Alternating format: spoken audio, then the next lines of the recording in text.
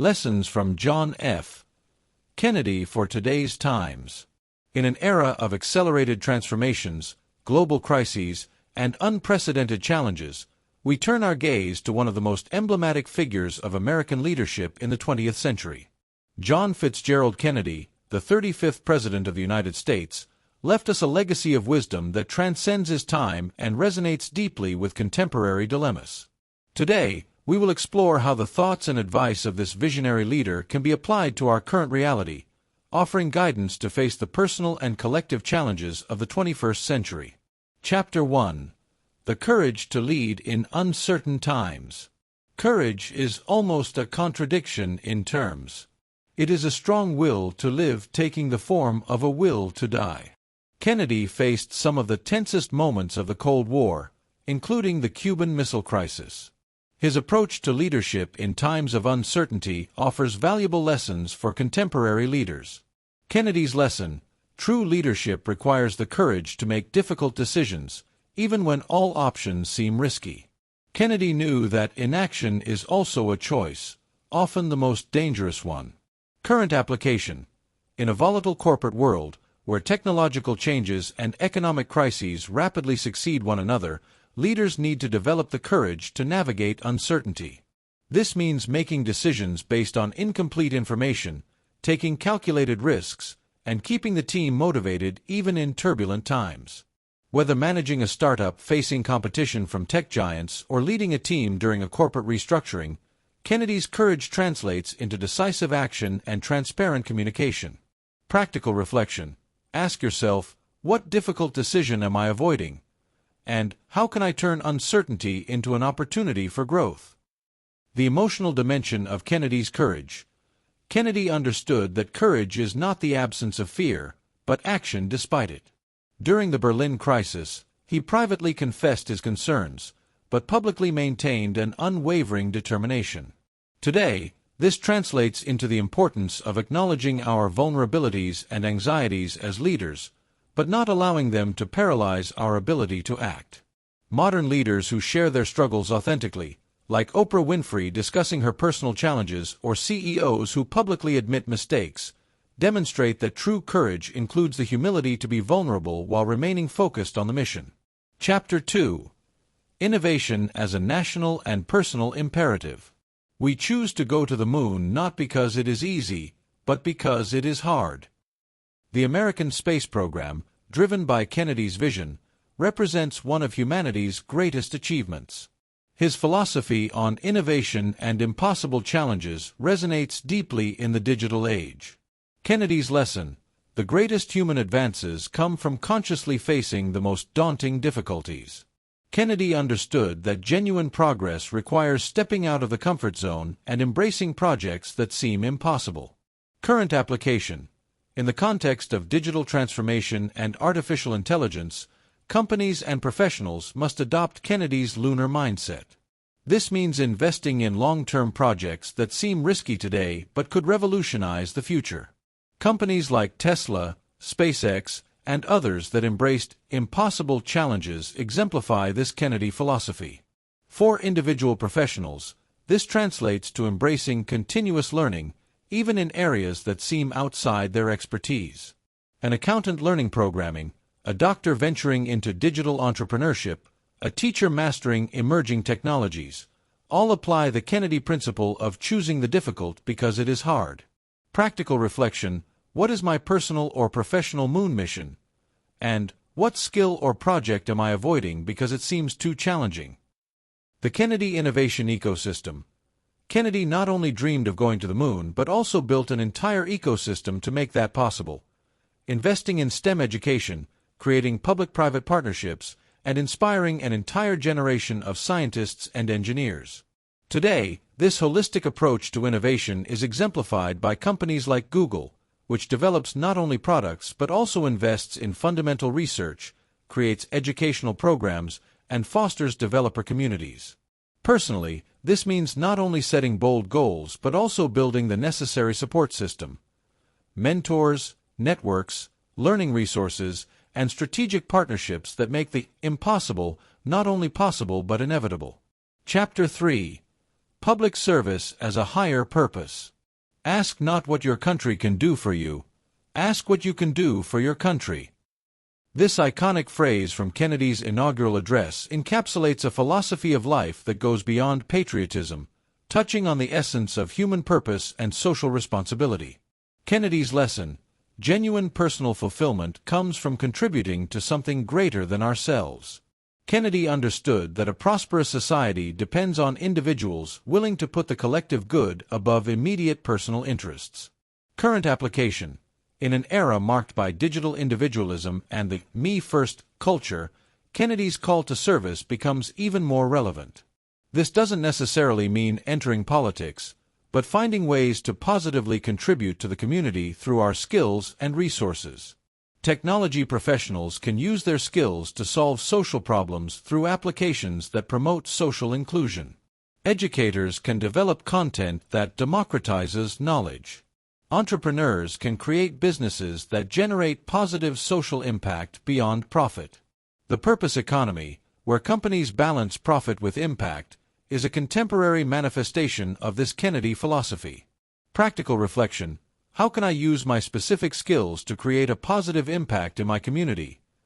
And what social issue could I help solve with my current resources? The reciprocity of public service. Kennedy understood that public service is not a unilateral sacrifice but a mutually beneficial exchange. The more we contribute to the common good, the more we develop our own capabilities and find fulfillment. The Peace Corps, one of his most enduring creations, exemplified this. Young Americans served international communities while developing invaluable intercultural skills. In today's economy, we see this reciprocity in initiatives like corporate volunteering, where employees develop leadership skills through community projects, or in social enterprises that simultaneously generate profit and impact. The key is to recognize that serving others is not about self-sacrifice, but about unlocking our full potential through meaningful contribution. Chapter 4. The Art of Inspirational Communication. The great enemy of truth is often not the lie, deliberate, contrived, and dishonest, but the myth, persistent, persuasive, and unrealistic. Kennedy was an exceptional communicator, capable of inspiring a nation through his words. His approach to communication offers valuable insights for the information age. Kennedy's lesson: effective communication is not just about conveying information but about emotionally connecting with the audience and inspiring action. Kennedy understood the power of words to shape realities and mobilize people around a common vision. Current application. In the age of social media and information overload, the ability to communicate with clarity, authenticity, and inspiration has become an essential skill. Business leaders need to learn to cut through the noise and convey messages that genuinely resonate with their teams and stakeholders. This means developing storytelling skills, using data to support compelling narratives, and maintaining consistency between message and action. CEOs who can communicate the company's vision in an inspiring way, like Elon Musk or Tim Cook, apply Kennedy's principles of communication. For professionals in general, this translates to developing presentation skills, writing with clarity and impact, and using digital platforms to build thought leadership. Practical reflection. Does my communication inspire action, or does it just inform? And how can I make my message more compelling and authentic? The architecture of Kennedy's communication. Kennedy masterfully utilized what we now call multimedia storytelling, combining classic rhetorical devices with the novel medium of television to create emotional connections. His speeches were carefully crafted with repetition, contrast, and metaphors that made complex political concepts accessible to the general public. In the digital age, this approach translates into content creation that combines different formats: videos, infographics, podcasts, and social media posts, to reach diverse audiences through their preferred channels. Successful modern communicators like Brené Brown or Simon Sinek apply this multidimensional approach, using personal stories to illustrate universal truths and adapting their message for different platforms while maintaining core authenticity. The lesson is that great communication today requires both timeless storytelling principles and contemporary technological fluency. Chapter 5. Diplomacy in Times of Polarization. Let us never negotiate out of fear, but let us never fear to negotiate. Kennedy's management of the Cuban Missile Crisis demonstrated how skillful diplomacy can prevent catastrophes even in the most tense circumstances. Kennedy's lesson: true strength lies not in escalating conflicts, but in the ability to find solutions that allow all parties to preserve their dignity. Kennedy understood that the greatest victories come from transforming adversaries into partners. Current application: in an increasingly polarized world, be it in politics, business, or personal relations, the ability to negotiate and find common ground has become an essential skill. This applies from complex business negotiations to managing conflicts in diverse teams. Modern leaders can apply Kennedy's diplomacy by dealing with conflicting stakeholders, negotiating mergers and acquisitions, or even managing generational tensions in the workplace. The key is genuinely seeking to understand the concerns and motivations of all parties, communicating with respect, and finding win-win solutions. Practical reflection: where am I choosing confrontation when I could choose diplomacy? And how can I transform a current adversary into a future collaborator? The psychology of Kennedy's diplomacy. Kennedy deeply understood that behind every negotiation are human beings with emotions, fears, and aspirations. During the Cuban Missile Crisis, he deliberately created communication channels that allowed both sides to save face while finding solutions. He established back-channel communications and offered private assurances that weren't publicly announced, allowing Khrushchev to retreat without appearing weak. Today's most successful negotiators, from corporate M&A specialists to international mediators, apply similar psychological insights. They focus on understanding underlying interests rather than stated positions, create opportunities for all parties to claim victory, and always leave room for dignified exit strategies. This approach is particularly valuable in digital communications, where misunderstandings can escalate quickly without nonverbal cues. Chapter 6: Social Justice as a Moral Imperative. Those who make peaceful revolution impossible will make violent revolution inevitable. Kennedy's commitment to civil rights, though late and sometimes reluctant, demonstrated his understanding that social justice is not optional in a prosperous society. Kennedy's lesson: sustainable social progress requires proactive leadership in promoting equality and justice. Kennedy learned that ignoring systemic injustices creates long-term social and economic instability. Current application: in an era of growing awareness of social inequalities, diversity, and inclusion, leaders and organizations need to proactively address issues of justice in their environments. This goes beyond legal compliance to embrace the creation of genuine opportunities for historically marginalized groups. Companies that implement robust diversity and inclusion programs, that create career pathways for underrepresented communities, and that use their economic power to promote positive social change are applying Kennedy principles. For individuals, this means using privilege and influence to amplify marginalized voices and create opportunities for others. Practical reflection: how can I use my position to promote more equity? And what injustice in my workplace or community needs to be addressed? The evolution of Kennedy's consciousness. Kennedy's journey on civil rights represents a powerful example of how leaders can evolve their perspectives when confronted with moral imperatives.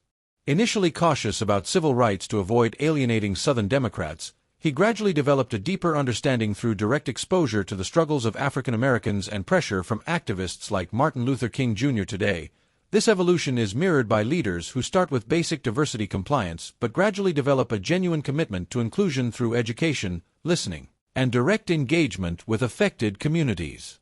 Companies like Salesforce, which initially focused solely on gender pay equity but expanded to comprehensive equality programs, demonstrate how authentic transformation happens progressively through sustained commitment rather than grand gestures. Chapter 7: The Continuous Renewal of Democracy. A nation that is afraid to let its people judge the truth and falsehood in an open marketplace of ideas is a nation that is afraid of its people. Kennedy had a deep faith in the ability of the American people to make informed decisions when presented with accurate information and honest debates. Kennedy's lesson: the health of any system, whether democratic, corporate, or social, depends on transparency, open debate of ideas, and trust in people's capacity to make good choices when well informed. Current application: in the age of misinformation and digital echo chambers, Kennedy's principles of transparency and open debate become even more crucial. Business leaders can apply this by creating organizational cultures where diverse perspectives are not only tolerated but actively sought. This means implementing transparent feedback systems, encouraging constructive dissent, and making decisions based on data rather than hierarchy. For professionals, it means actively seeking perspectives that challenge their assumptions, consuming information from diverse sources, and participating in substantive discussions rather than superficial social media debates. Practical reflection: am I creating spaces for divergent perspectives? And how can I contribute to more informed and constructive debates in my field? The infrastructure of Kennedy's democracy. Kennedy recognized that a healthy democracy requires not just free speech but also an educated citizenry and robust institutions that facilitate informed debate. He invested heavily in education, supported public broadcasting, and encouraged intellectual discourse through initiatives like White House cultural events that brought together artists, scientists, and thinkers. In the digital age, this infrastructure includes not only traditional media but also platforms that promote quality journalism, fact-checking services, and educational content that helps people develop critical thinking skills. Modern leaders applying Kennedy's approach might support media literacy programs, invest in long-form content creation, or create forums where different stakeholders can engage in substantive dialogue rather than soundbite exchanges. The goal is to build systems that elevate discourse rather than merely amplifying the loudest voices. The Kennedy legacy in the 21st century. The lessons of John F. Kennedy transcend his time because they touch on fundamental aspects of human nature and leadership. His combination of courage, vision, compassion, and pragmatism offers a robust framework for navigating the complexities of the contemporary world. In an era of rapid change, increasing polarization, and unprecedented global challenges, Kennedy's principles remind us that greatness does not come from avoiding difficulties but from embracing them with courage and purpose. Whether leading a team through digital transformation, building bridges across cultural divides, or simply living a life of greater purpose and impact, each of us can apply Kennedy's wisdom in our personal and professional journeys. Kennedy's true legacy lies not only in monuments or history but in the continuous ability of his ideas to inspire new generations to choose the difficult path, to serve something greater than themselves, and to never stop believing in the possibility of a better future. As Kennedy taught us, the future is not something that happens to us, but something we create through our choices, actions, and commitment to excellence. In every decision we make, in every challenge we embrace, and in every opportunity we have to make a difference, we carry forward the Kennedy spirit of hope, courage, and relentless pursuit of a better world.